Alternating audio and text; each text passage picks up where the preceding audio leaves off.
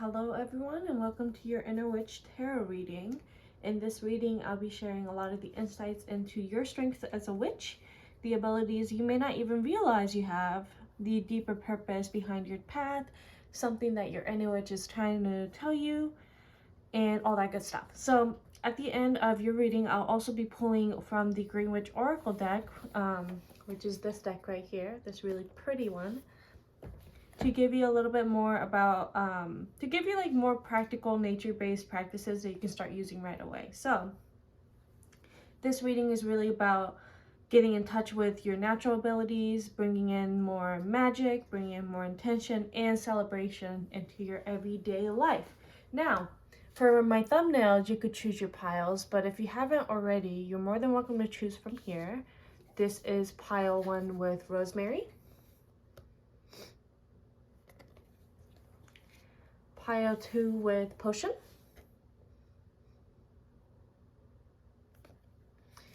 And pile 3 with Moss Agate.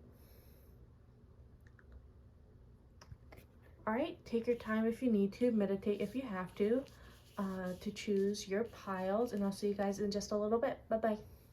Alright, hello everyone. If you guys chose the Hex Girls pile, pile 1, or Rosemary, you guys are in the correct pile today.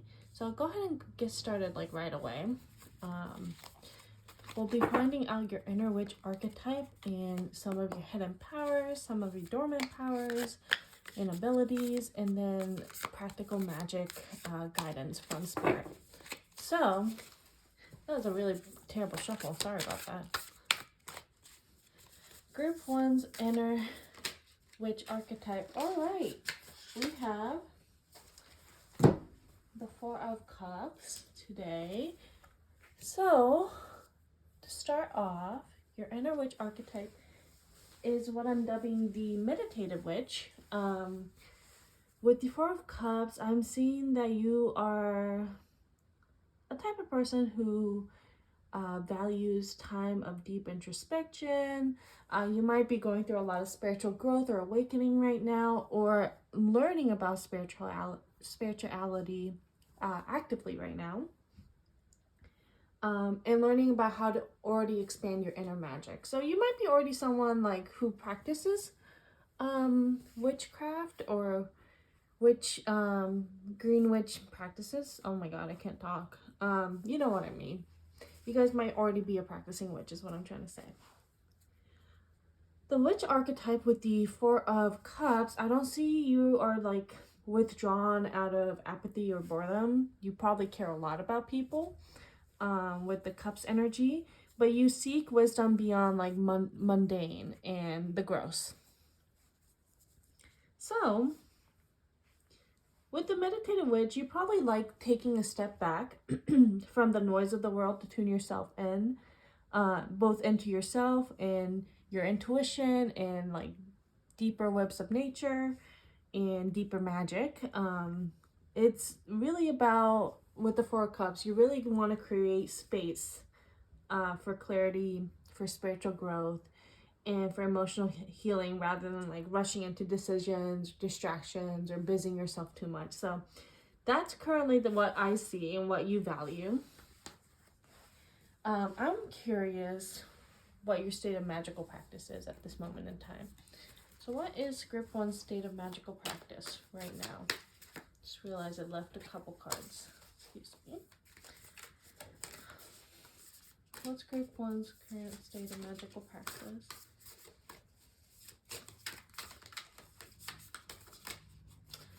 Okay, I got 2 cards. Alright, we have the 3 of Wands and then the 10 of Wands. So let's see if the camera picks that up. I believe so. Okay, so your current state of magical practice, I get that you are currently growing. So I kind of picked up on that energy with the 4 Cups already. You're pretty much someone who probably is already practicing or already are interested in, you know, practicing or spirituality. So you are in a period of expansion, of responsibility. I will say you are at the cost of feeling overwhelmed though. especially with the 10 of Wands. So the good thing is that your magical practice is evolving, and you probably are actively seeking new knowledge or experiences or techniques. You know, want to embrace a larger vision of the craft. However, I am seeing that, your inner witch and spirit is trying to just let you know that you could potentially lead to burdening yourself. You might be overloading yourself with external influences, like trying to find time to both have solitary practices as well as juggling work life or family life or relationships. You could also be overdoing it spiritually right now. Maybe a little bit too much tarot, if that resonates. Or just overdoing it spiritually with expectations and responsibilities. Like you might feel like your practice feels more like a duty rather than a source of power or inspiration. So just so you know, like Spirit wants you to know, and your inner witch inside wants you to know that you don't have to carry everything at once. Focus on what truly serves you and let go of the excess weight. If you don't have time for it, don't be hard on yourself. It's okay. Your magic should support your energy and not deplete it. And I just definitely want you to keep that in mind.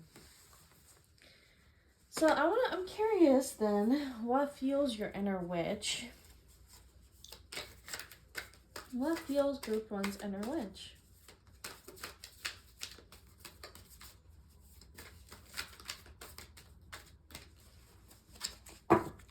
What fuels group one's inner witch? The Three of Swords. Okay. Alright. So the Three of Swords for what fuels your inner witch. So I'm getting that your magic is probably deeply tied to pain, loss, or massive like emotional transformations and most tower moments in your life. You might get a lot of like manifestations as soon as like something really big happens, like a huge massive change happens. That's when you start to like really move forward in life. It starts to propel you forward. Your manifestations start to come true, which makes sense. So heartbreak, disappointment, and even betrayal has become catalyst for your spiritual growth. It could be also childhood and deep wounds have propelled you to move forward. Because the nice thing about practicing spirituality is it does give you a lot of like introspection for like deep wounds like that. This doesn't mean that you are trapped in suffering. It's just saying that your magic is born from it. So you might find a lot of power in like shadow work or healing spells or rituals of release and renewal. Your practice is likely one of resilience. It's very raw, it's very honest, it's deeply emotional and authentic. In fact, you probably thrive on authenticity, making you like a witch that does not shy away from hard truths. You definitely alchemize pain into power.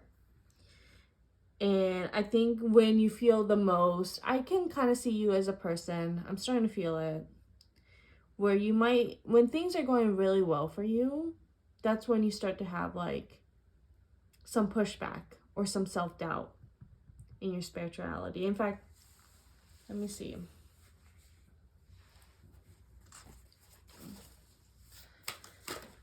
What parts of, oh, okay, shit, it already fell. All right, I'll just take it then.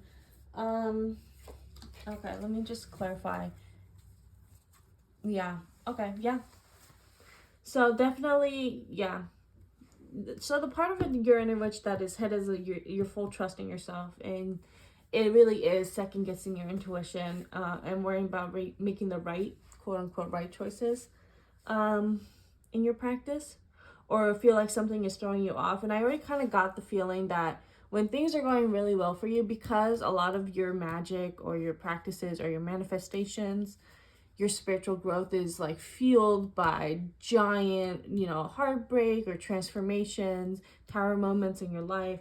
When things are going like mundane, boring, honestly, you might, that's when this like guilt or doubt might creep in a little bit, or an inner voice telling you that you're not doing it right. So, but it came out with the Justice, the major arcana. So the inner witch in you, the spirit guides want you to know that, deep down, you already know your truth. And something in you is making you hesitate to fully own it, but you already know it's the truth. So you're doing what you're doing great, essentially. It might be difficult to get used to not having things happen, or like making big changes happening all the time in your life, especially if you come from turmoil. But spirits just say you have a lot of power, especially from everything you learned in the past, and you still have the power to own your magic, to create something beautiful without having to constantly go through upheavals.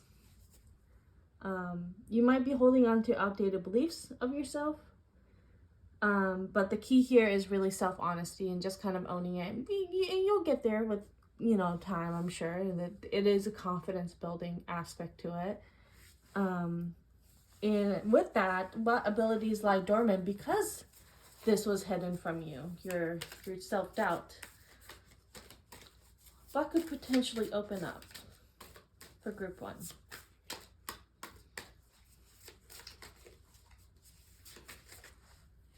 And I'm pulling 2 cards for this. What abilities are lying dormant right now? Okay, I don't want to shuffle for too long, so just last one, Spirit. What abilities lie dormant? Okay. So,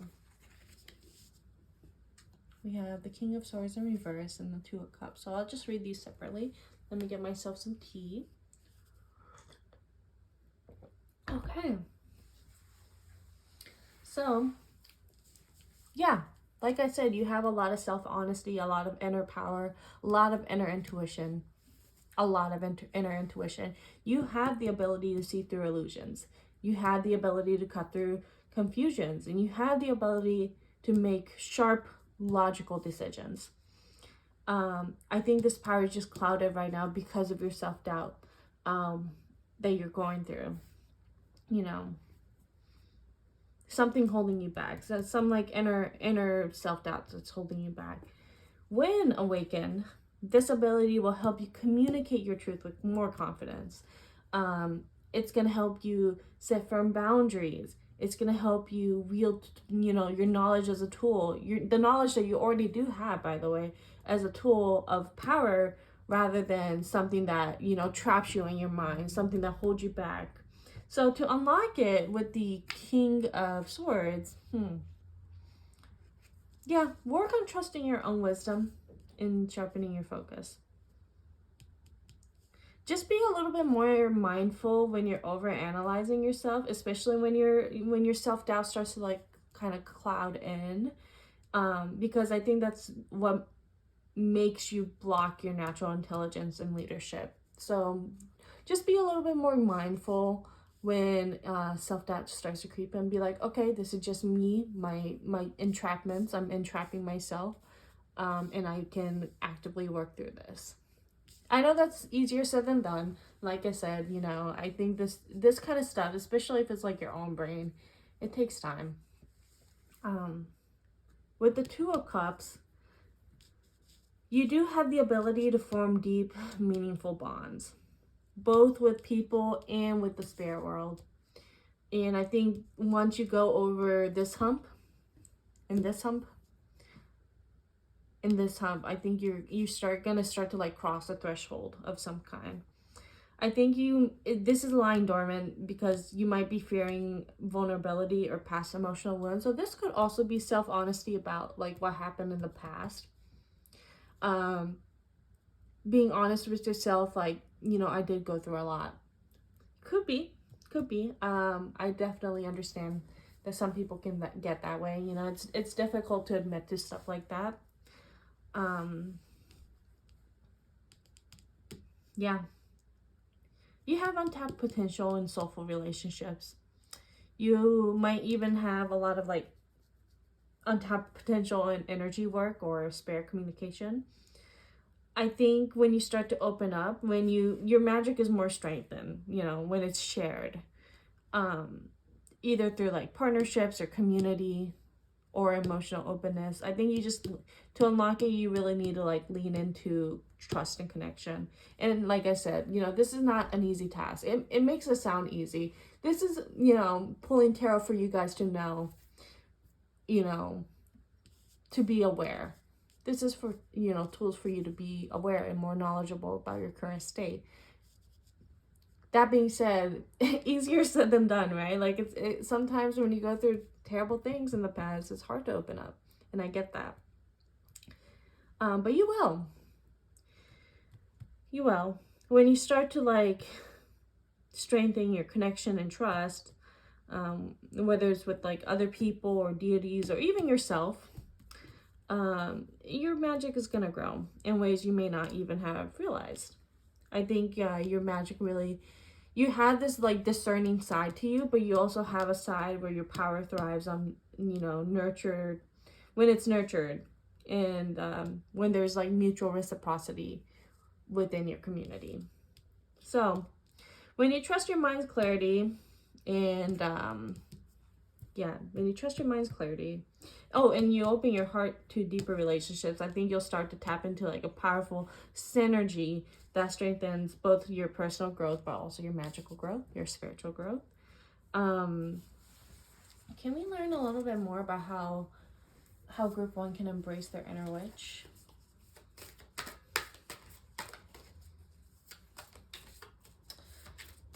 How can they embrace their inner witch? What can they do to embrace themselves a little bit more? Okay, we got the nine of swords. So yeah, okay, makes sense. Let me give myself tea real quick. Okay, what this reads to me literally is lean into your shadow work, face the fears, journal, do, you know, simple banishing rituals to kind of clear out negativity. Protection magic is going to be your friend at this time, and this is what's gonna definitely open up a lot of avenues, a lot of this like self-doubt holding your you know, abilities back. This is definitely a big practice that you can start utilizing right now, some shadow work. Protection magic, whether it's like a sigil or a black tourmaline under your pillow, or even like a salt circle in your like designated space, because especially with the 4 of Cups, I definitely can see you have like an altar or like a sacred space in your house, or start to consider at least, and that could be where you start utilizing a salt ritual, a salt circle. If sleep is an issue with the 9 of Swords, work with dream magic. That means like setting intentions before bed or keeping a dream journal. Use herbs like lavender, mugwort, or if you don't have herbs, you know, essential oils. Especially if you have like those humidifiers. Most importantly, like just remember that even in your darkest moments, your magic is still there. You know, use this chaos as fuel to kind of heal yourself, to set protections for the future, to lean more into shadow work. Use this not baggage, I hate that term, this turmoil, this like past hindrance that, you know, might still be affecting you today. Yeah, burn a candle. Speak your fears into the flame and let that shit go. I know it's easier said than done. It's not that simple.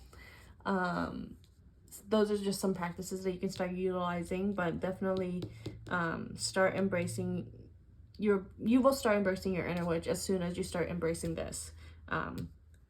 So I'll go over very briefly like what I just said. Shadow work, big one.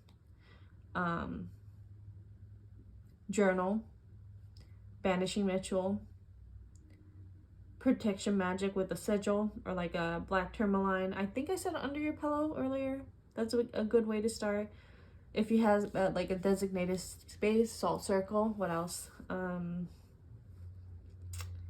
I think I mentioned like sleep magic, like journaling, dream journals, intentions before bed, that kind of stuff. So, oh, and burning a candle. Any messages from your inner witch currently? Sorry, I'm taking a lot of tea breaks, by the way. I'm getting over allergies. It's allergy season for me. Messages from your inner witch currently.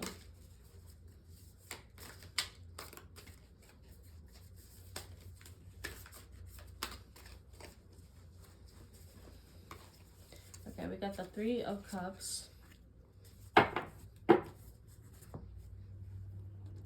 So, I don't see Three of Cups as like external connection. I know with the Two of Cups I said community and relationships, but with the Three of Cups I'm more so leaning into like intuitively communion with the unseen. It's good to have relationships, of course, and community, and you know, a support system to go back to. Is that the fire? Okay, let me pause real quick and come back and finish my thoughts. Okay, thank you guys. Sorry about that. I live really close to a fire department, so it's really loud. So I appreciate your patience. Where was I? I think I was at the Three of Cups, right? Yes. Okay. So I was saying that this isn't like physical connection, although, you know, that's always good to have, especially with the Two of Cups. But I mostly see the Two of Cups and Three of Cups together with like, you know, connecting with spirit. So your magic is in the quiet moments with the Four of Cups here. You know, you really, you find power in solitude, but in the way you connect with like spirits, ancestors, or elements around you, if that makes sense. Like even in solitude, you're really not truly alone. And I think you can use their guidance and power. Talk to them if you need to kind of go over this like hurdle, the hindrance that you're facing, and awaken and embrace it a little bit of your inner witch.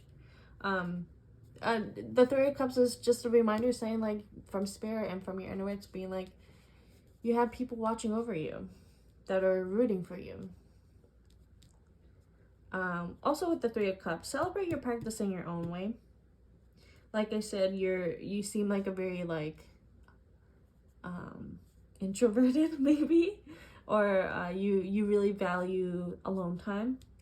Celebrate it through deep contemplation and alone time, or through ritual, or honoring the energies that move through your space, especially if you have a designated space, which really highly recommend with your witch archetype.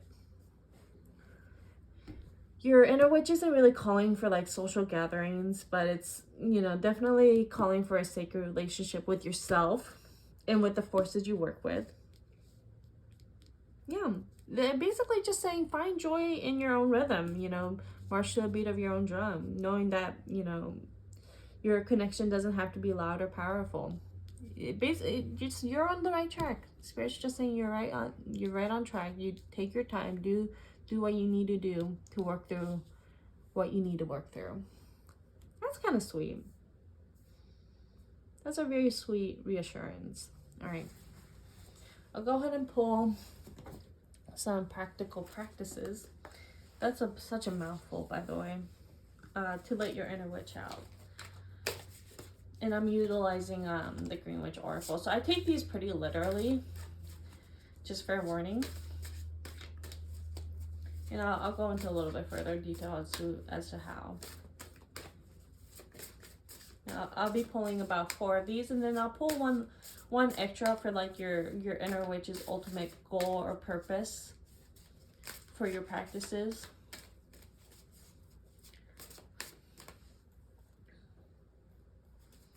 What they want you to achieve.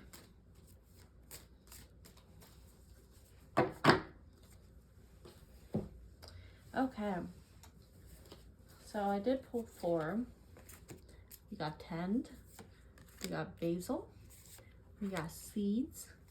We got sage. And for your ultimate purpose, we got bird. Oh, you can't really see bird, can you? We'll move this guy a little bit.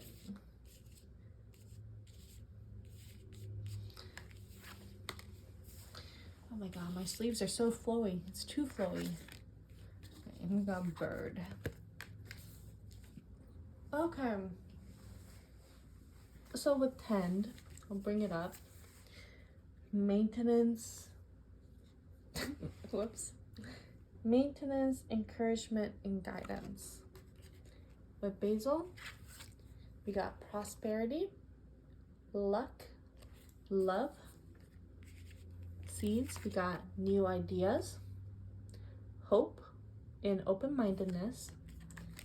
With sage, we have wisdom, purification, and harmony. And with your inner witch's ultimate goal, we have bird, freedom, and opportunity. So for practical practices specifically, with tend, I see that tend is like reminding you that your craft needs nurturing, and we kind of discussed this a little bit before, and you are in the process of doing that. As we discussed, you're kind of actively learning. It seems like you're actively open to evolving your practice. It just needs a little nurturing, whether that's to keep up with like a daily ritual, or caring for your space, or simply listening to your intuition. So one thing that I recommend is creating a nurturing routine. This could be as simple as like dedicating a few minutes to each day to meditate, to journal, or reflect on your intentions, especially in even vision boards. You know, you have like an intentive goal that you're trying to manifest. Perform rituals to set intentions for like emotional well-being and personal growth. This include, and we kind of talked about this, burning or lighting candles. Creating altars is a huge one. And using crystals to enhance focus. If you don't already, and if you'd like to, you don't have to. I take these, like I said, very literally. Set aside some time to care for plants or herbs you work with, you know. Talk to them, nurture them, let them be part of your magic. If possible, you know, not everyone has like an access to a garden or even interest in gardening, and that's totally okay. Just a, you know, just a thought, really. Practice breath work. Breathwork techniques to clear any energy blockages, especially yoga, through yoga. Tend to your body. Maintain your body through food, if possible, through breathwork, through even like working out. With basil, I see basil as like a nudge to invite more abundance, luck, and love, like it says, into your life. So take it very literally. Using fresh basil in your cooking is like the best way to infuse your meals with more prosperative energy. I always think of meals as like spills. What you consume affects you. Create basil infused oil by steeping fresh basil into like a carrier oil. Write down your intentions related to love or prosperity on a piece of paper. Keep it somewhere special, like your pocket or an altar if you have one. Really highly recommend creating altars for, you know, intentional spaces, by the way. And we kind of talked about using crystals, but crystals are also like inviting energy. Use amethyst for like spiritual insight, clear quartz for more clarity, black tourmaline for negating negative energy, and rose quartz for self-love. And I will utilize these crystals during during meditation, if possible. Let me give myself water. Okay. With the C's, we have new ideas, hope, and open-mindedness. So it's about new beginnings. C's are about new beginnings. This is planting ideas, exploring magic, staying open to inspiration. Plant, we kind of talked about, gardening already. If you do have gardens or pots indoors, plant actual seeds. And with the plants, what I like to do sometimes personally is visualize or write down intentions for growth and new beginnings in your own personal life and watch the seeds grow with that. If that makes sense. So I would write it down, put it in the pot or put it by the pot and watch the seed grow, and that, is like a motivating factor for manifestation. If you already have, I think I mentioned vision boards already, but like having a vision board or starting a creative project is a really great way to develop new ideas and hope. Try a divination method if you haven't already, like scrying with water, for continual growth and spiritual growth. And with sage, wisdom, purification, harmony. Clear clutter, mentally, physically, or energetically. Kind of works really well with the Three of Swords that we spoke about. Use sage for smoke cleansing. Cleanse your space pretty regularly. Especially when you start to feel anxious or you want to start a new project. A great way is to kind of set intentions and clear your previous energy by saging the space, releasing negativity, if you're interested, you could brew sage tea to drink when seeking clarity or wisdom. Consider it more like a ritual though, and if you have the time, create a harmony spell by writing down any areas in your life that you want to seek balance, and light a sage bundle and say your intentions out loud, and allow this, as you say those intentions, allow the smoke to carry your wishes out into the world. So I hope you don't have to do these. These are for funsies, but I hope you do. If you do, let me know how it goes, how it works out. I love doing these. I think it's super fun. Not only is it fun, but it's a great way to live life with a little bit more intention. It's a great way to like live life more slowly. Okay, sorry for the quick detour. I had a roommate that came up and walked around and I got shy.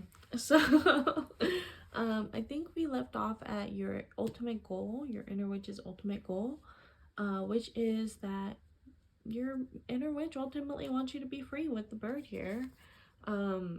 Feel free to follow your intuition, free from limitations, free from setbacks, free to explore your magic in the way that feels natural to you.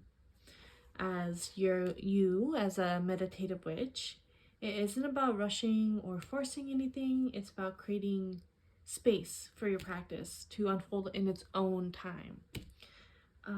The bird reminds you that prosperity isn't just about, actual wealth. It's about feeling abundant in your energy, in your wisdom, and the connection to the world around you. Yeah, your magic definitely thrives when you give yourself the freedom to grow, to adapt, to learn about yourself, to let go of limiting beliefs, and to trust that everything you need is already within you. And I think your inner witch just wants you to know to let yourself soar in due time. So I hope that was helpful. I hope you continue your practice or learn something about yourself through this video. I hope you saw or seek the clarity you seek, and hopefully I will see you guys next time. All right, bye-bye. Okay, welcome group 2. If you chose Jane from Daria in the thumbnail, the potion card, or the pile 2 number, you are in the right spot. So today we'll be looking at your inner witch archetype and answer some questions like, where is your strengths as a witch? What abilities are hidden or dormant? Your ultimate goal as a witch, or your inner witch's, any messages from your inner witch. And then we'll be looking at some practical guidance and practices from the Green Witch Oracle deck. Alright, so let's just start off. What does group 2's inner witch look like? What does group 2's inner witch look like? Okay. So we have, let me move this over. We have the Queen of Cups in reverse. So with the Queen of Cups, for your inner witch archetype, I'm thinking about dubbing it the Shadow Work Witch. So the Shadow, oh, that's not the right card. The Shadow Work Witch is all about self-exploration, emotional healing. They dive deep into their subconsciousness. It's all about facing fears and working through a lot of the past wounds to become their most authentic self. Instead of like ignoring any of their pain or bad habits, you might be the type of person who is working on confronting them head on, either through like learning, healing, or growing from the experience. So as a Shadow Witch,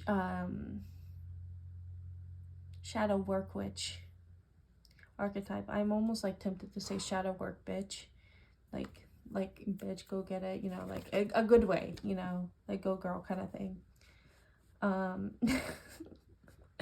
You might be utilizing tools like tarot, journaling, meditation, definitely ancestral work, shadow work to learn and uncover like hidden truths about yourself. I think introspection and self-learning and developing self-awareness and continuous learning is really important to you guys. You guys are probably not afraid of the dark. You probably know that transformation happens when you embrace all parts of who you are, the good, the bad, and the messy in between. And at your core, I think you are a healer of the self. You really prioritize continual, I think I mentioned this, but continual learning, but also learning and I guess reinventing yourself. You are really conscientious of toxic cycles that you've been in. You might have a little bit of like family or childhood issues that hold you back. Could be, doesn't have to be. You like rewriting your story, and you know, you really just prioritize self-awareness and personal transformation. So I have dubbed you guys as the Shadow Work Witch archetype. Now let's see what your current state of magical practice is at this current moment in time. Excuse me, by the way, if my like voice is soft and I'm sniffling and I'm like not speaking the best. I am a little bit sick, and being sick makes me super dehydrated. So let's see your current state of magical practice. What's group 2's current state of magical practice?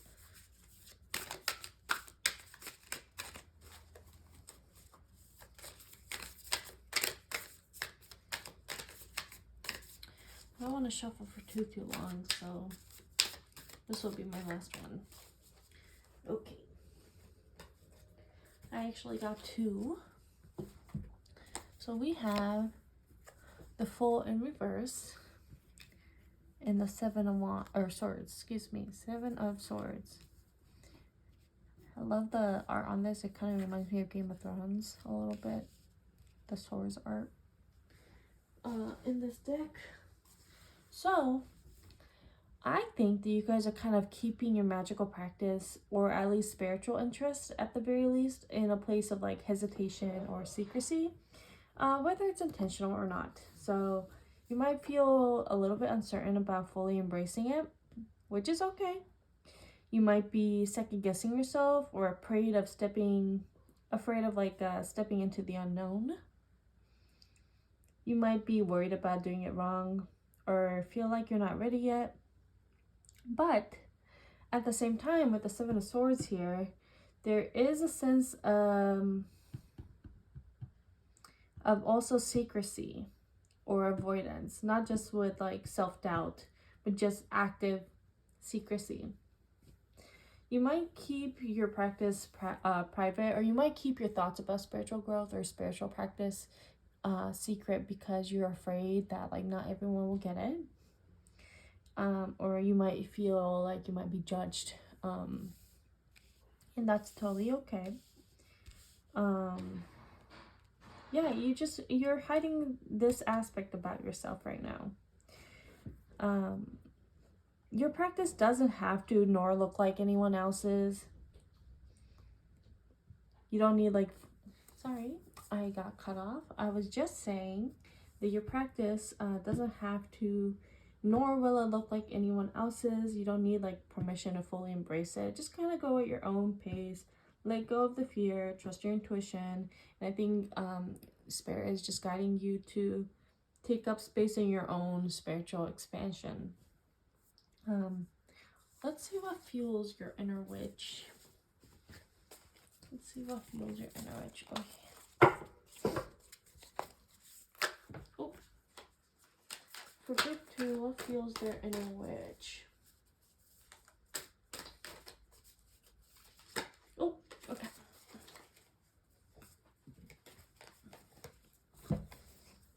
So we got another Swords card. You might be, you guys might be coming from pile 1, or you guys might just be really similar to pile 1 in terms of the vibe. If you guys also were drawn in pile 1, feel free to take a look, but no pressure. Just only a little bit similar, nothing crazy. So with the Nine of Swords, just definitely a card about your fears and anxieties, you know, the kind of things that keep you awake at night and make your mind race. That's kind of what your magic or practice is powered by. Very similar to pile 1. It's the struggles you face. It's, you know, whether it's your past trauma, childhood trauma, neglect, self-doubt, overwhelming thoughts. That's what pushes you to keep forward in your spiritual growth and expansion, funnily enough. While this energy can feel really heavy, I think it also gives you guys a unique strength. I think you guys are really equipped and drawn to practices that help you navigate these darker feelings a little bit more, like shadow work, actually, protection spells, or anything that brings clarity to your mind, which not everyone can. Not everyone can. I mean, here's the thing with what you went through, though. You really don't let those fears hold you back. You, like I said, use them as motivation to keep moving forward. I think that your inner witch, this is fuels your inner witch, and they want you to embrace this potential and turn those experiences and continue to turn them into a source of strength and transformation. Currently, though, what parts of your inner witch is hidden?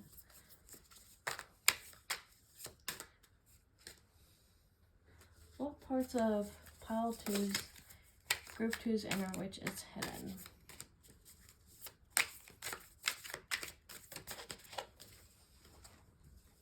Okay. Oh, cute. Okay. Yep, the Wheel of Fortune. That's good.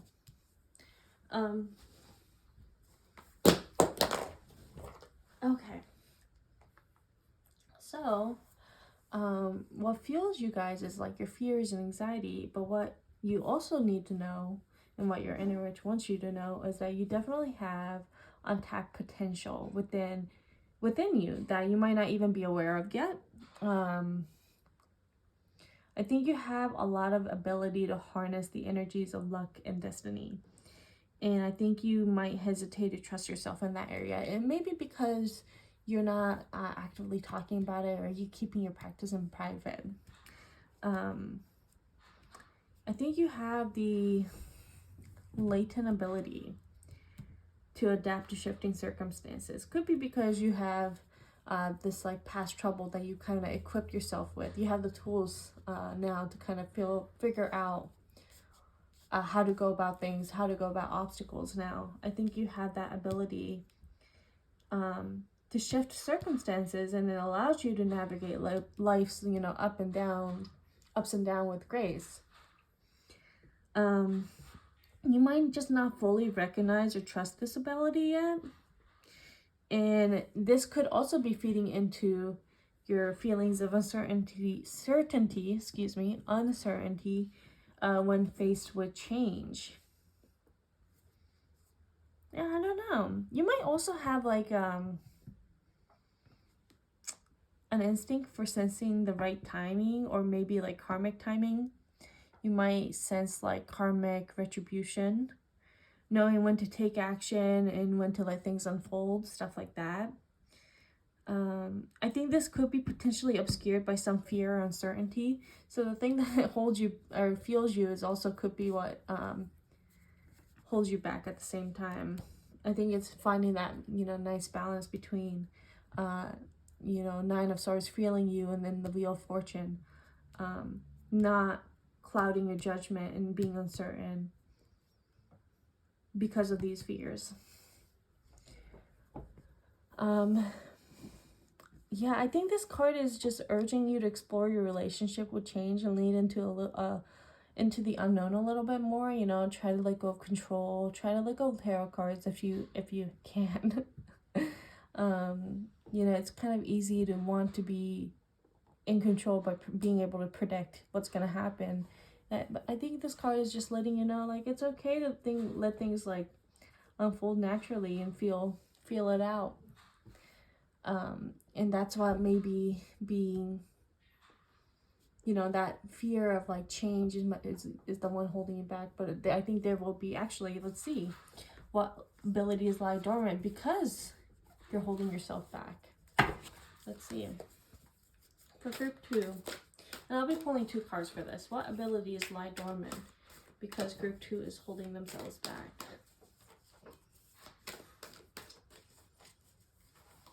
Okay. So we have the Nine of Wands reversed and the Hermit. So you possess, let me get myself to you.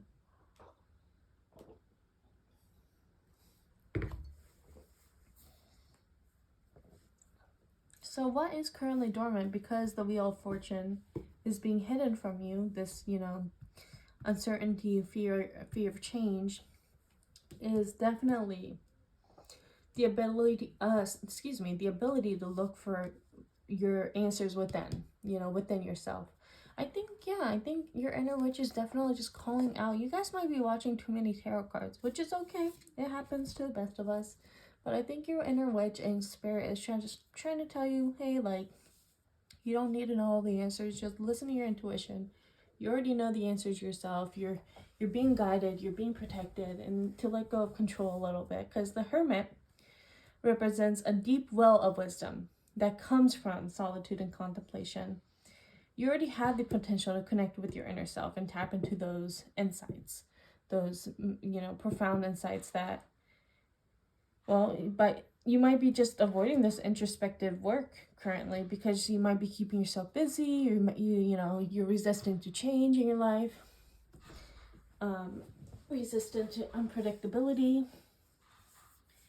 You could be feeling really overwhelmed by external pressures, making it really hard to carve out that like quiet space for self-discovery. Very similar. I know I said this already, but very similar to pile one, honestly. It might be worthwhile to like set aside regular time for self-reflection. And just like I said in pile one too, like create a sacred space where you can tune into your inner voice, whether that be physical space or not, in your home. Definitely embrace moments of solitude. Trust that your intuition holds insight that can guide you forward, and just, you know, take life as it comes. Try not to be too in control, and don't let your fear guide you. With the Nine of Swords reversed, though, this similar vein, it's all about letting go of defensiveness and being vulnerable. I think you might have the need to constantly defend yourself or be on guard. The Nine of Wands in reverse kind of suggests a dormant potential to let your walls down, so to speak, and be more open. Maybe even about your spiritual practice with yourself and others.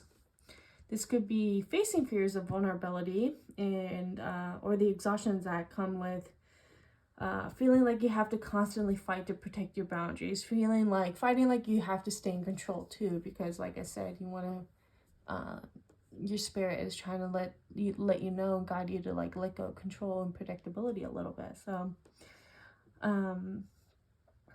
to unlock it, maybe allow yourself to be vulnerable and practice letting down your guard. I know it's hard when you carry Nine of Swords with you all the time. This like fear of disappointment and trauma and potential trauma. I'm not saying you are or not.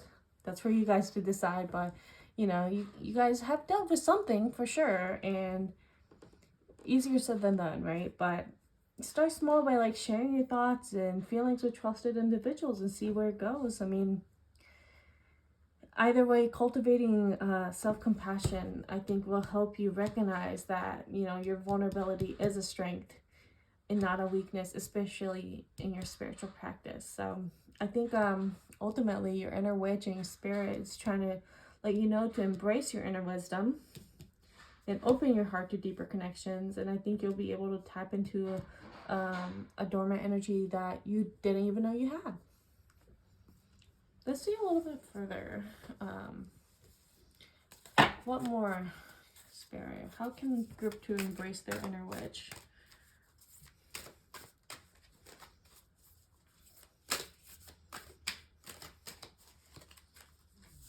Oh, okay. Yeah, okay, makes sense. Got the Judgment in reverse and the King of Wands. Very similar. I mean, that makes sense. Okay. All right. So, the Judgment in reverse does indicate that you're struggling with feelings of guilt, doubt, or fear of judgment from others, which does fuel your practice, but I think you do need to find balance. I think it does hold you back from fully stepping into your magical power at the same time. And the King of Wands embodies the confidence, you know, look at this guy, the charisma, the fire, the ability to take charge of your path, you know. To embrace your inner witch, I think Spirit's just guiding you to start by realizing too, but realizing and releasing any self-doubts or critical thoughts that weigh you down. Self-forgiveness and recognizing your past experiences could contribute to growth. I think they just really want you to channel that like confidence and leadership qualities of the King of Wands past the judgment that you put onto yourself, honestly. They want you to be guided by your passions. They want you to take bold steps in your practice. And they want you to kind of like trust, we talked about letting go of control, but also trust the vision that you have. You know, trust that you have the vision to create the reality that you desire, you know. I think when you start to balance compassion with the boldness of the King of Wands, you'll find a powerful connection that, you know, helps you embrace your inner witch a little bit. I mean, kind of, I think that's why shadow work is so important, you know. It's all about walking through and going through what didn't work out well for you guys in the past. Letting go of any critical judgments that you hold on yourself, any fear, anxiety, letting go of control, and just kind of taking life, or I guess your, you know, magical practice by the reins, and charging forward with what you want to move forward with. All right, let's see. I want to see if there's any messages, any last messages from your inner witch before we go into like the practical practices from the Green Witch Oracle deck. Let's see, any other messages?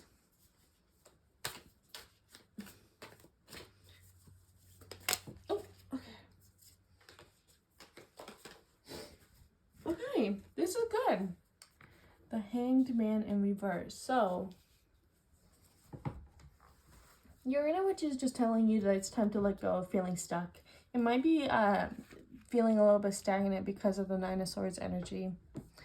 You might be holding yourself back and stagnating yourself. You might be clinging to old beliefs or habits. You might be having a hard time releasing control of your life with the Wheel of Fortune. I think just your inner witch is just saying, just surrender and relax, you know. Being redundant here, but embrace change. Open yourself up to new perspectives. Just telling you it can lead to growth. Release the need of control for everything, you know, kind of trust the process and allow things to unfold naturally. Take a moment to reflect on what really matters to you. Let go of outdated ideas, outdated fears, or anxieties that's holding you back. And listening to your intuition with the Hermit as well. Really embracing your inner power. Yeah, they just want you to embrace the changes ahead, and they want you to trust that you will lead to greater clarity and fulfillment on your own. That's quite sweet. Okay. Very self-explanatory. It makes sense why now that, like, the shadow with the Queen of Cups in reverse, that you are dubbed as the shadow work witch. I think you might be coming out of that pattern now. Like, you kind of already, you know, cycled through and learned from your pain, but now I think they want you to learn from the lens of self-love. I think you're just kind of pivoting from learning from pain, the lens of pain, everything that was holding you back, to the lens of self-love and self-work now, which is quite nice. Let's see what the practical practices that your inner witch has for you. I take these like super literally, just so you know. I'm taking both figuratively and literally. And I'll go into detail as to how or why.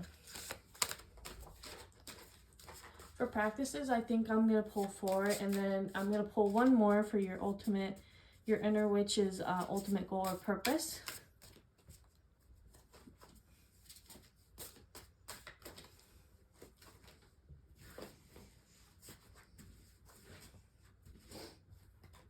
Okay.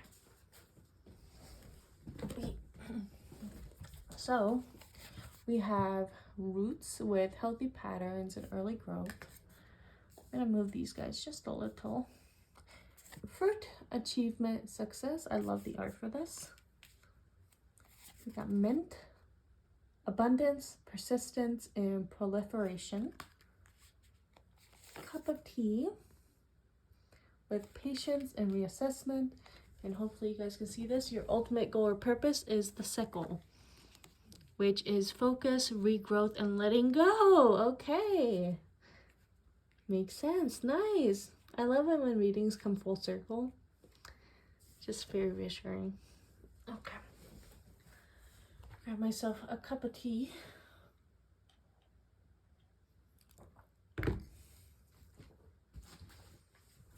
Okay. So with the roots, healthy patterns and early growth, I think as a shadow work witch, you are not afraid to dive deep into your subconscious, and I think it just goes to encourage you further on that. I'm holding this really weird, sorry. So grab a journal. Grab a journal and write about your childhood experiences or family dynamics. This isn't really just about reminiscing, by the way. It's just a good also like therapy like tactic. It's about understanding how those early influences shape your current behaviors.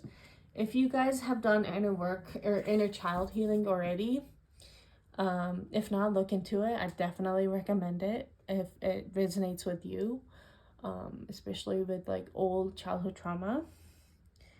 Tapping into your inner child and how they speak, and then writing it down and having a dialogue with the younger version of you could also help. You might also consider doing like ancestral healing ritual, or consider integrating ancestral healing by connecting with your lineage during this process. During the process of writing down family in journaling family dynamics.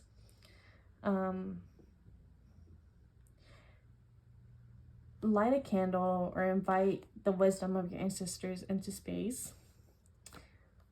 Guided meditation, and also I think I mentioned this, but more inner child work. I think I just with the roots, it's really just like, you know, literally going back into your not just your roots, but lineage, excuse me, family cycles, you know, trauma cycles, just really writing that out, writing it down,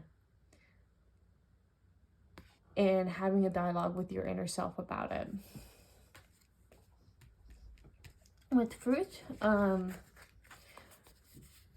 me, with achievement and success, I think it just encourages you to celebrate your wins, no matter how small.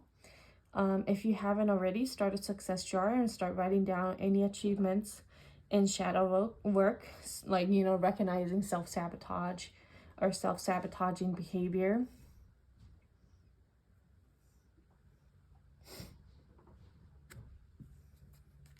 Okay, sorry about that. I keep getting interrupted during this meeting.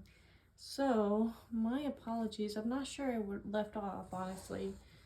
It's been a minute. So, I'm going to start with mint, because I think I finished the fruit.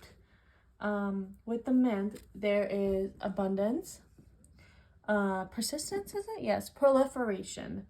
So, incorporate mint into your rituals as a symbol of abundance and persistence. Now, that could be brewing a cup of mint tea, or making a mint-infused oil to use in your rituals, especially when you're doing your shadow work journey.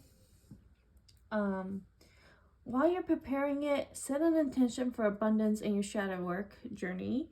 This could bring about new insights, or you know, reestablish commitment to stick with your work. If you guys pull tarot cards, which if you guys do, you should definitely start doing tarot journaling for yourself. Use the energy of mint to help you focus on how to process through challenges. If you have something like an essential oil with mint essence, utilize that while pulling. Let's see. Write down your thoughts and feelings about the cards you draw, and allow your intuition to guide you for the understanding of what they mean in your journey when you pull out the tarot cards. And then the cup of tea, patience and reassessment. Yes, reassessment. Take a moment for yourself with a cup of tea. Make time for yourself. Use this moment for contemplation, for reassessment of your shadow work journey. Ask yourself what's working, what isn't, and how you can adjust your approach. Practice patience with yourself too, especially when you're going through shadow work. Understand that like shadow work is a process, and it's tough. It's super tough, and it's okay to take your time. During a tea ritual, focus on mindfulness, meditate if you can before or after this, and just be present and gentle with your thoughts and yourself. Consider creating like a tea blend specifically for your shadow work too. Like choose herbs that could resonate you. Could be mint, by the way. Use the blend to kind of use it almost like a spell, you know. It's supposed to be reflective of your practices, and it's supposed to ground your intentions with shadow work. So something to consider, you know, lavender, green, mint.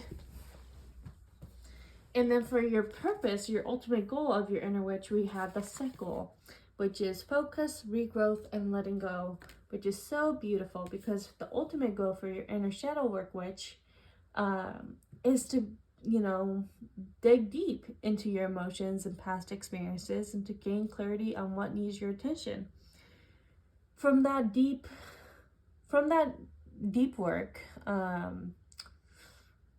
new growth can emerge.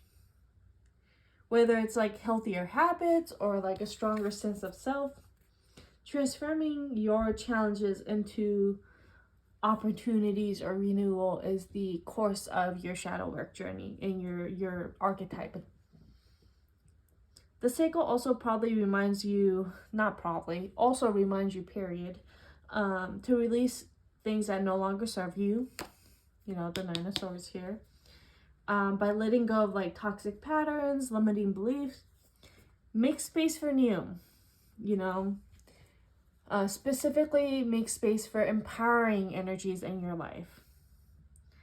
I think ultimately your inner shadow work, which is kind of just guiding you, is in propelling you towards healing, towards personal growth, and embracing of your true self in your magical practices as well. So I hope that gave you some clarity. I hope that gave you some guidance too.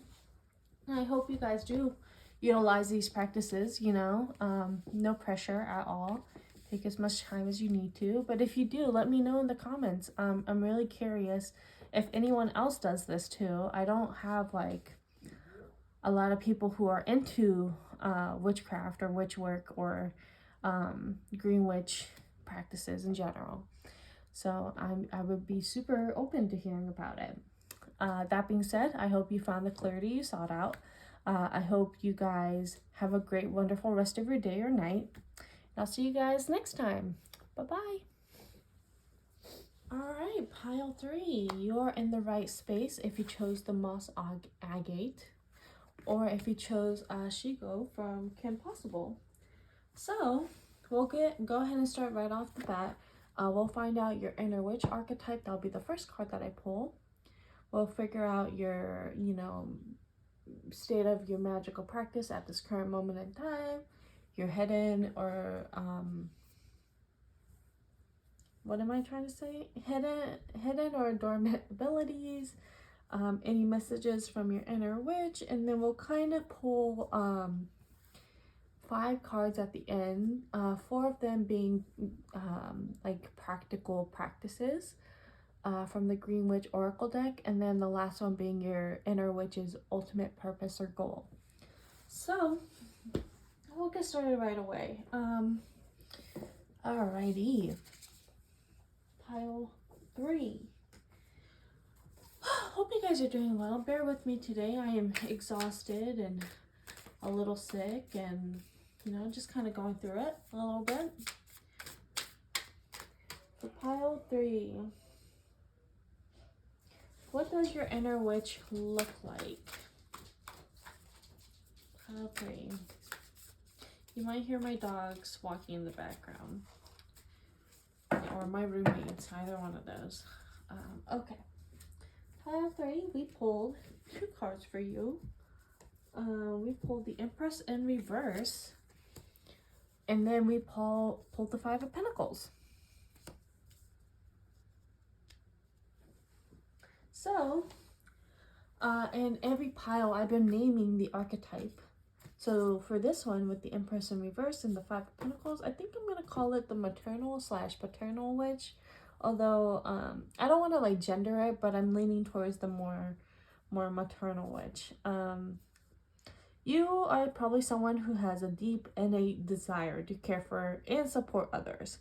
But you definitely definitely find yourself being overwhelmed or disconnected from your own needs. For sure, with the Empress in reverse, especially. You probably have experienced moments where you give so much of yourself, whether it be emotionally, financially, physically, or creatively. I think it just leaves you feeling drained and unfulfilled. You might be a mom or a dad. Despite your nurturing instincts, self-doubt definitely creeps in, and it creeps in pretty often. And I think it makes you question your worth and your abilities, especially as someone who is a caregiver. You probably struggle to see the abundance in your life because you're so focused on what's lacking rather than what you have to offer. I think you feel pretty isolated sometimes. And I think you really hesitate reaching out for support. You might fear a little bit of like vulnerability or rejection. You don't have to. You might just have a difficult time reaching out in general. I think beneath these struggles definitely lie a strong desire for personal growth. So I do think that you want to change that aspect about yourself. And you're learning, I think, that it's not okay. It's not just okay, but it's essential to like prioritize your own well-being.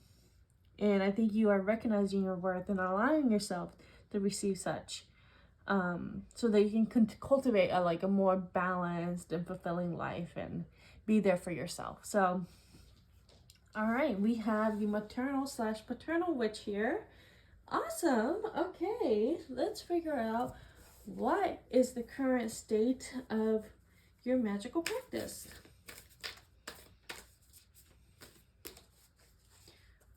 What is group 3's current state of their magical... Oh, okay. Good Lord, a lot of cards. We'll just take one though. Okay, we have the High Priestess. It did come in the reverse though. Okay. So with the High Priestess reversed, I do see that you might be feeling a bit lost or disconnected. God, my dog is drinking water really loudly. I might have to come back. Hold on. Okay, I'm so sorry about that. I've kind of just accepted it at this point. There's going to be so many interruptions during this reading. I just live in a loud house, honestly, so it is what it is. Yeah. Whew, okay. So... where was I? I was at this High Priestess reversed. I'm not sure where I left off, but I will say this. You definitely feel a little bit unsure about the direction you want to take in your life. Whether that's your spiritual path or just life in general, you have a level of uncertainty. You're probably not listening to your instincts as much as you used to, and you're probably relying on what others say rather than tuning into your inner voice. Oh man, yeah, you are a busy person. I can tell, because I think life stresses could be weighing you down right now, and I kind of feel it in my shoulders right now, in my neck, and like I feel out of breath already, you know. I think it's making it hard for you to connect with the spiritual side. And I think it's blocking your focus on your practice, if you are already practicing, that is. You may also be like skipping out on quiet time too. And quiet time helps you recharge and reflect. I think you're getting caught up in the busyness of life and you're forgetting to check in with yourself. So this is Spirit's gentle nudge to slow down and reconnect. Set aside some like quiet time for meditation or journaling if you could. And explore your thoughts and feelings. I think embracing your intuition at this moment in time is really essential. And it's okay not to have like all the answers right away, right now.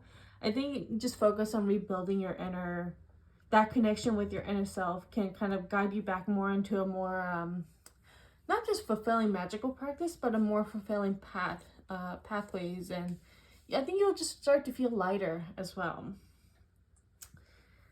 Now, what fuels this maternal/paternal witch for group 3? Where's the cards? What fuels them? What fuels group 3's inner witch?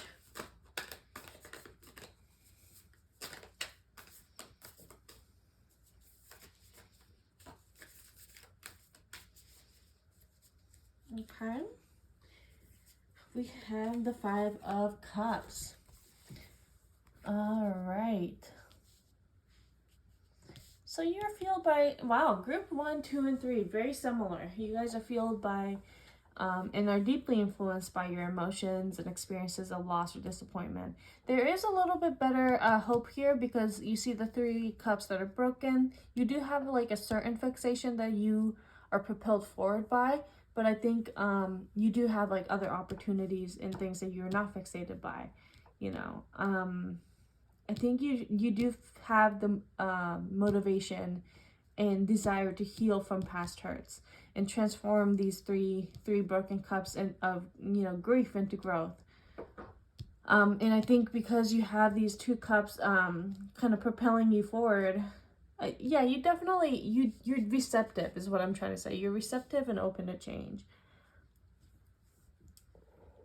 Yeah, you definitely focus a little bit more on what's gone or what you perceive as lacking as well. But it does, highlight the importance of recognizing the opportunities and support still present in your life. And your inner witch is definitely fueled by lessons learned from challenging experiences.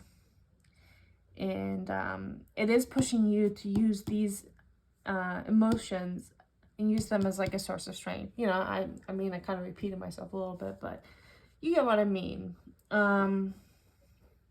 Yeah, you definitely channel your feelings into your practice. You might use rituals or spells as a way to like release emotional burden or find closure. You don't have to. Some people may not already be practicing, and that's okay.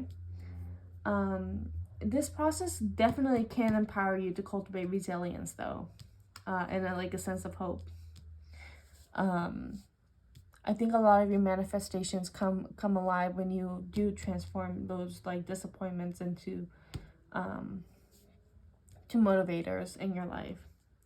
So anyways, the 5 of Cups is there to remind you that even in times of sorrow, there is a potential for renewal and a chance to create something beautiful from pain. So just a gentle reminder that wow, all three piles are kind of similar, but you guys are using that pain and turning it into something else, and that's good.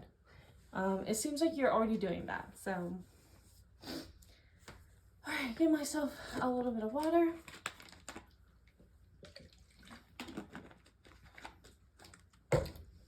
Okay, what parts of Group 3's inner witch is hidden? All right, card already.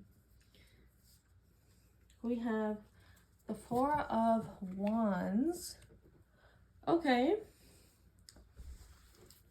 So the hidden part of your inner witch is that there are aspects of your celebratory, spirit and desire for community that you may not fully recognize or embrace, if that makes sense. So it basically says, add a little celebration and community and relationships to your life.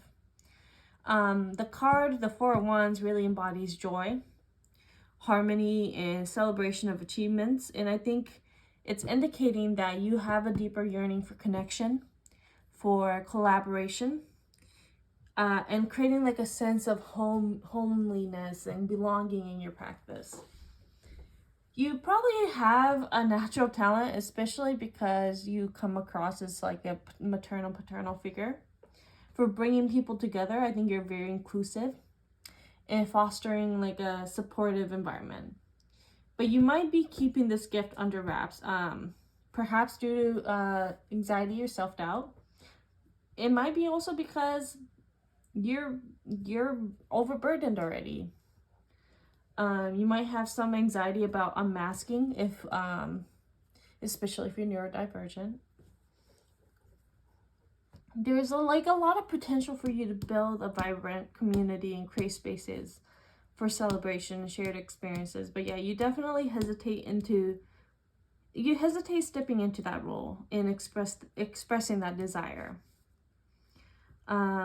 Additionally, with the 4 of Wands, you do have an appreciation for the beauty of rituals and traditions, and you might not fully explore or incorporate these elements into your practice, at least as of not yet. So Altars is a big one that comes to mind. It might just be that you didn't know that you had this, you didn't know that you could do it, and that's totally okay. Or you're just not like comfortable. You don't see that you are likable or friendly, or that you could cultivate such an environment or community. But your inner witch is guiding you and telling you that you can. And don't be afraid to be yourself. So, because this is hidden, what abilities lie dormant for group 3?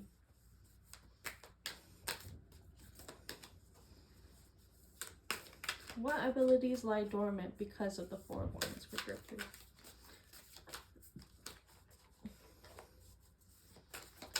What? Oh, okay. So I will be pulling 2 cards for this. We'll be pulling for 2 abilities. Okay, we have the Queen of Wands and we have the 8 of Pentacles. Okay. The Queen of Wands and the 8 of Pentacles. Okay, let me give myself some water. Also, I'm going to be moving these just a little bit more up because I can see that my bottom cards are having a hard time being in frame. So, okay. Yeah, makes sense. Because you have not given a chance to like be out and about and embody this celebratory or desire for community, you haven't embraced it. This Queen of Wands had been lying dormant, and that is the ability to inspire and lead others with passion and with your creativity. Yeah, you definitely embody like a confidence and charm. That doesn't mean that you are naturally extroverted. That has nothing to do with introvert or extrovert. It just means that you have like an influence. You have creative charm. You have the potential to shine brightly and make a significant impact. You might be holding back. As mentioned, we have self-doubt or fear. You might be too focused on these broken cups. And not, you do feel hesitant to embrace your unique gifts. You might be able to unlock this by starting to express and embrace creativity and letting your confidence show. It could be little by little. Look for opportunities to express your ideas, whether it's through like art, writing, or community projects. Don't shy away from taking the lead. You can always like integrate these slowly too. Like you don't have to do this all at once. I definitely understand as an anxious person myself, but do little things, like take baby steps, surround yourself with people who uplift you and support you, and remember that your passion can truly inspire those around you. And just start unmasking a little, start showing your true self a little. Be a little bit more bold if you can in the coming months as you expand your practice. With the 8 of Pentacles, you do have a strong ability to focus and work hard, and you do have the talent to master your craft, and I think this goes together really well. You have diligence and commitment to honing skills. You definitely have untapped potential for dedication. You might be struggling to like fully commit to your growth or feeling unsure about where to direct your efforts because you might be feeling too overwhelmed. We kind of mentioned with the High Priestess in reverse too, that you might be unsure of where to go in life. There might be a lot of distractions too, keeping you from diving deep into what you love. And honestly, I think to unlock this, cultivating a mindset of perseverance and embrace the idea of continuous learning. I know, easier said than done. A lot of these are easier said than done, honest to God. It's hard. And I feel like some of you have neurodivergent energy, and that's even harder. You do have to set clear goals for yourself, or that is a way you can, overcome this. Set clear goals for yourself. And, little by little, Commit to dedicating time to practice and improve. Celebrate the progress too as you go about it, no matter how small. And remind yourself that becoming skilled at something takes time and consistent effort, whether it's like your magical practice here or your creative passions. When you embrace your inner confidence and commitment to growth, I think you'll start to unlock both of these dormant abilities and enhance your creative expression, and tie that into your practice, but also tie that into your overall fulfillment in life. How can you embrace your inner witch a little bit further for group 3? How can they embrace their inner witch a little bit more?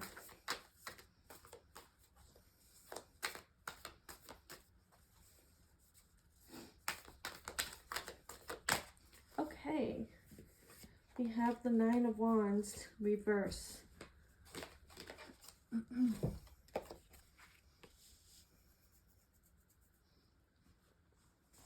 With the 9 of Wands in reverse, man, hold on, give me a second.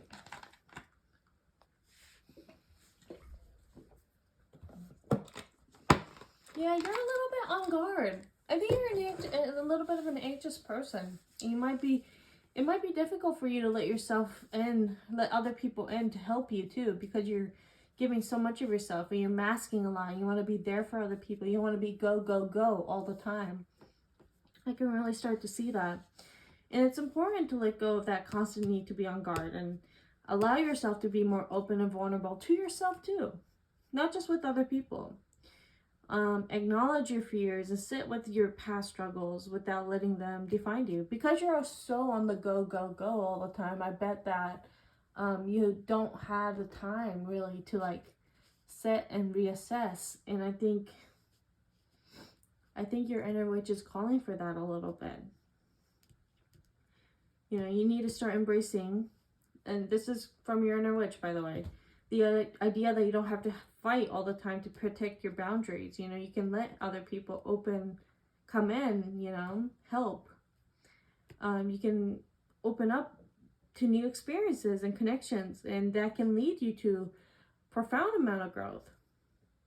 I think your inner witch just wants you to soften your defenses and allowing yourself to trust both in yourself and others little by little. And I feel like maybe your spirit guides want to nudge you to like a soul family or tribe that aligns with your spirituality and your growth, your personal growth as well.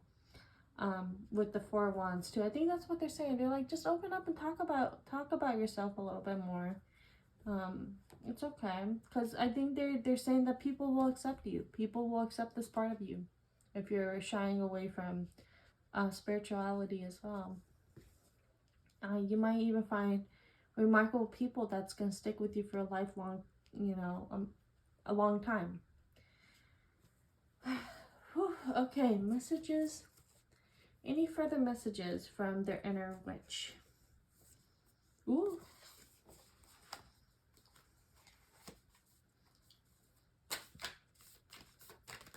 Any further messages from their inner witch?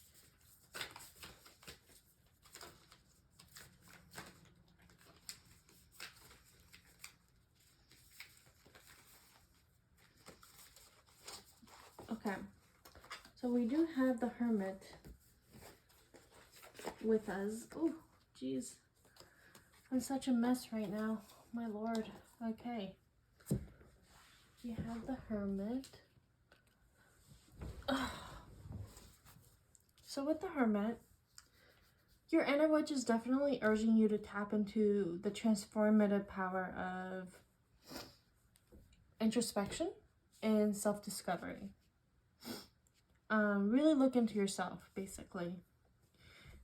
The inner witch inside you wants to encourage you to carve out some time for yourself away from the chaos of daily life, away from all the burdens, away from all the nurturing that you give other people, and really sit with yourself for a little bit, connect with your inner wisdom and reflect on your journey so far. they really want to say, your inner witch, that it's a valuable opportunity to pause, to reassess your goals, and listen to the quiet voice within you that holds these important insights. Yeah, I think your inner witch just doesn't want you to shy away from a period of introspection. I think that's why you've been so go, go, go, so busy, busy, busy all the time. You know, you don't want to, and that's okay, that's understandable. But they really want you to welcome it as like a chance to dive deep into your thoughts and feelings and allow that to propel you forward into the spiritual growth. I think they're really, really encouraging you to settle down for a little moment. And it's just going to fuel you even further too, because that's what fuels your, that's what ends up fueling your magical practice. So let's pull for practical practices. We'll be pulling 4 cards. That's not the right cards for this. And this is just like a little additional things for funsies if you wanted to utilize it. Practices that you can start doing now to kind of help you if you wanted to grow spiritually. You don't have to. And then we'll pull a card as well for your ultimate goal or purpose from your inner witch. Your inner witch's goal or purpose is what I'm trying to say. For pile 3. 1, 2, 3, 4, 5. Okay. Alrighty. So we have the lavender. We have buds. Oh, you know what? Lavender. Ooh. Tranquility, kindness, self-care. We have buds. New beginning, expansion.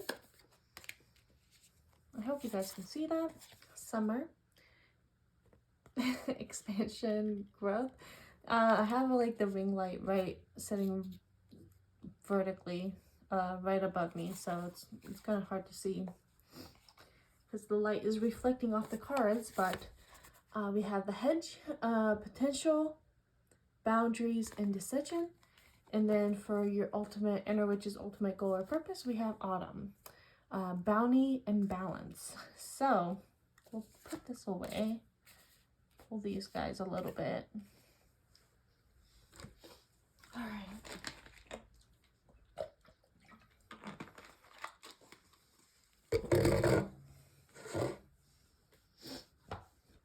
Alrighty, so with lavender, create a self-care ritual that centers around tranquility.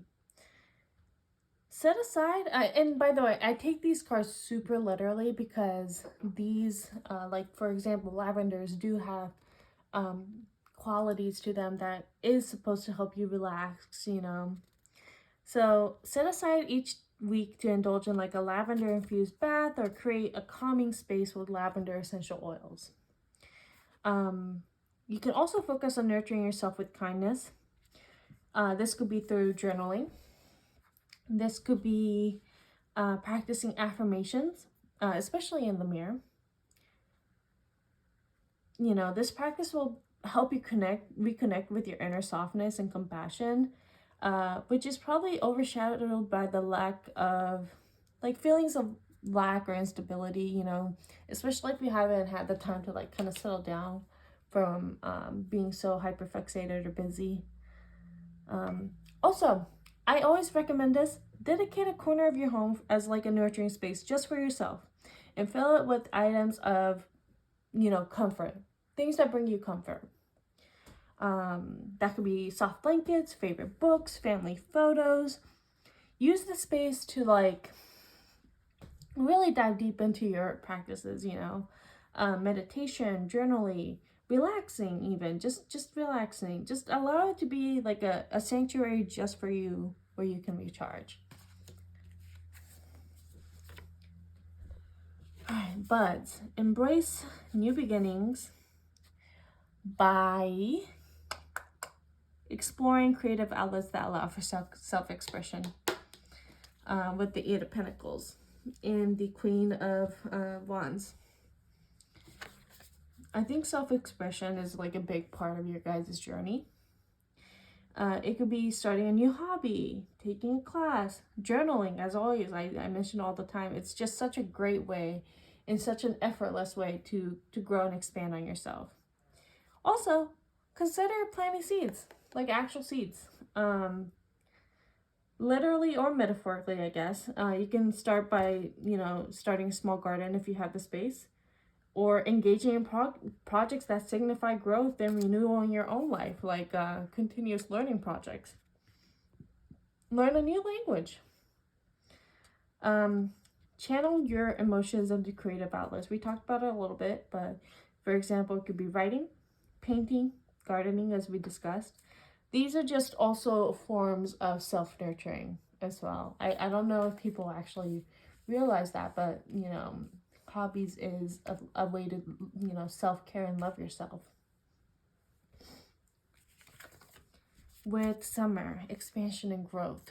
So align your practices with the energy of summer by focusing on personal growth.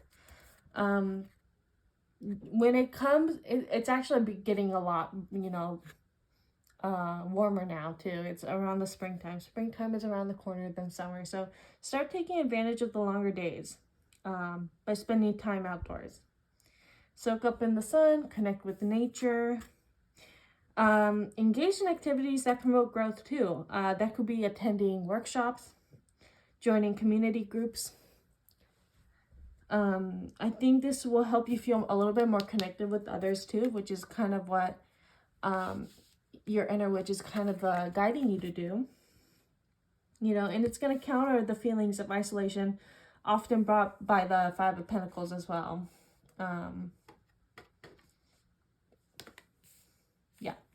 Which is right here. So a lot of it is like spend time in nature. Find, focus on grounding yourself. And if you do go on walks when it starts to get warmer, collect items like leaves, stones, and flowers that resonate with you, honestly. Another form of self-care. But it's also a great way to like be present, take in the time, take in the surroundings around you, slow down. All right, this is my favorite card, honestly. Hedge. Reflect on the boundaries and the potential within inside you. Create a hedge or a protected barrier in your life by, and this can be metaphorically or physically if you wanted. I always bring up the salt circle. Identify what you need to feel safe and supported. I love, like, salt barriers is a big one. Saging out old energies outside windows is another one. Start by, making it ritualistic. Like, every time you start to feel anxious, every time you start to feel icky, start by saging out or, creating a salt barrier. Set boundaries with people or situations that drain your energy and make you feel inadequate. And a great way for me, personally, is black tourmaline. It is a powerful and protective stone, and it is known for its ability to absorb negative energy and promote grounding. So if you do, and if you wanted, you can wear it around your person or keep it on hand. Keep it in a pocket if you need to. Also use this time to like meditate on your desires and indecisions too. Allow yourself to kind of explore what truly resonates with you. Journaling. I bring up journaling all the time. Journaling about your potential and the, steps that you want to take could help clarify your path and give you like a much more refined, focused pathway. It literally, like the hedge image here. And I think you'll feel a lot more empowered when you do clarify that path. So, for the ultimate goal of your inner witch, for the maternal and or paternal witch, is represented by Autumn. You want to nurture yourself while also supporting the growth and well-being of those around you. This means building a loving environment where you can share your gifts and resources, both for yourself and for other people. Celebrate the connections that bring people together. Embracing the spirit of autumn, I think, also reminds you to appreciate what you've worked hard for, because this is the season of harvest. I used to farm, if you did not know. Of harvesting. And you want to find a balance between like caring for others and taking care of yourself. Please. Please. You want to make sure that you're not giving so much of yourself, and that you will end up feeling depleted. You know, focus on this balance. Bring the autumn spirit. Keep that in mind. Create a space where everyone thrives, yourself included. Allow for personal growth, and allow self-forgiveness too. It's okay to get anxious. It's okay to make mistakes.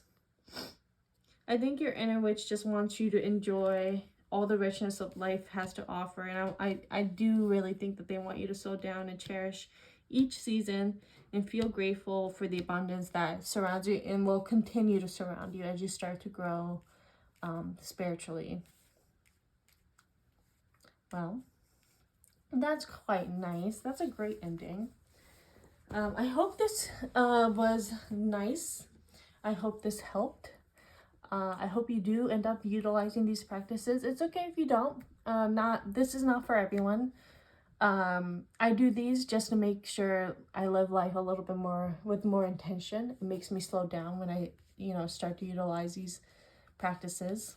Some people don't want to, and that's okay.